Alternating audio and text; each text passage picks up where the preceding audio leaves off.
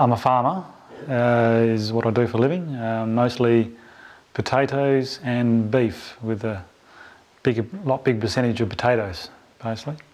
A Canadian farmer, Darren Sander, came to our farm one night and told us a few things about how this best product works, and after hearing some of all the good things he said, I thought to myself, well, for the price of it, if it did half as much as what he said, it would be a good thing, because it sounded very cheap for what we're doing with potatoes.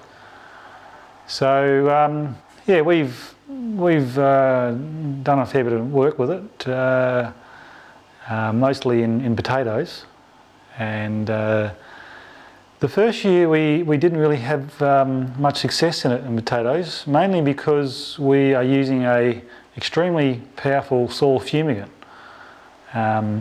which basically what we worked out is it actually works against what the best product is doing, where the best product's trying to multiply or increase soil biology.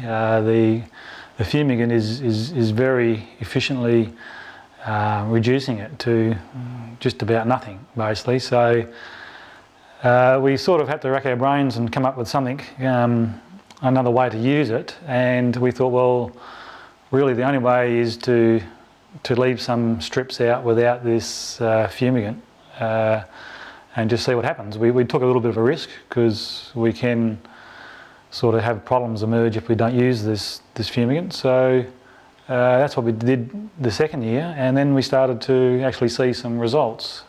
When we started seeing results from leaving the fumigant out, and we actually put the best product out very early, so we probably had it on a good 6 months before we actually planted the potatoes. We were noticing just a few more worms in those strips. Basically, once we've had the fumigant go through, you don't see any worms at all, and even in the past where we haven't used fumigant, hardly see a worm at all.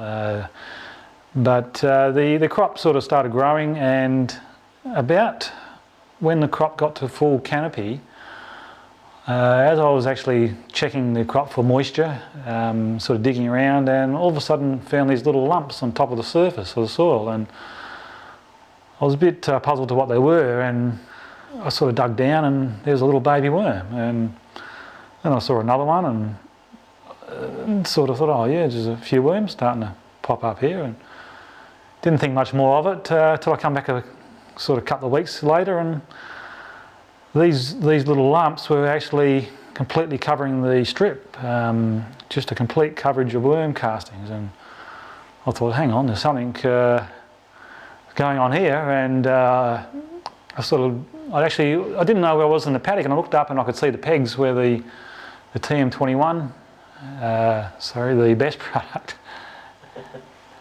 had been put out, and I suddenly realised that it was starting to have an effect, and it was actually changing the colour of the soil.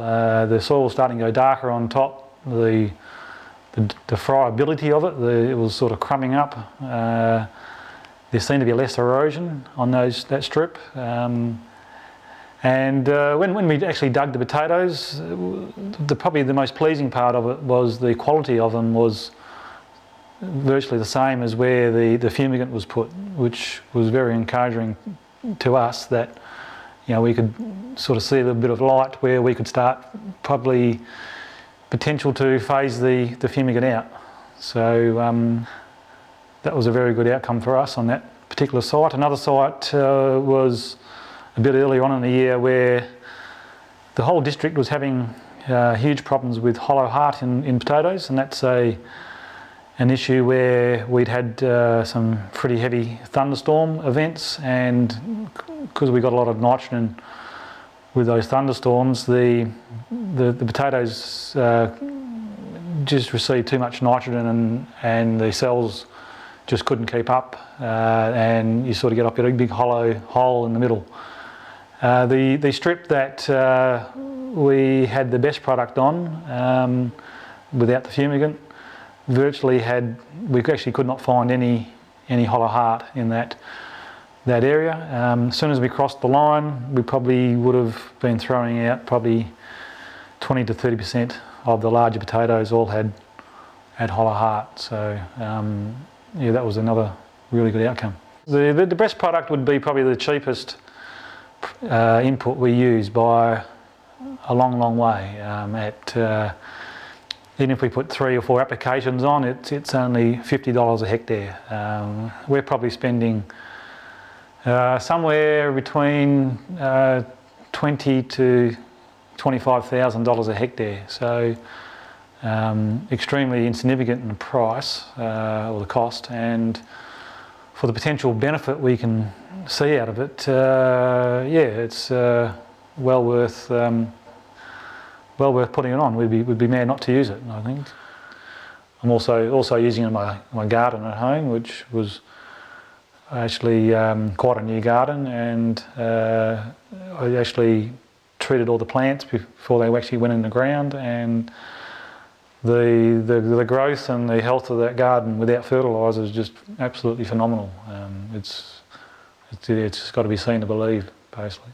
I didn't plant any vegetables in my garden. It's all ornamental sort of plants, but my father actually used it on his tomatoes, and I was extremely impressed with the taste of the tomatoes. And once his tomatoes run out, which happens when you start heading into winter, we had to go back to the shop brought tomatoes, and it was a bit of a shock going back, I can assure you. It certainly took a lot of salt and pepper before I could actually eat one. So this year I'm planning to grow my own veggie garden too.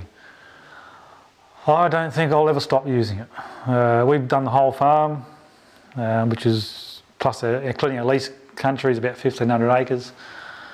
We're doing trials with reduced fertiliser or zero fertiliser on some of the pasture paddocks, and just using the best product. Probably going to use it twice on those ones, and just no, we won't be ever stop using it. I think it for what I've seen, and I've seen on other people's places.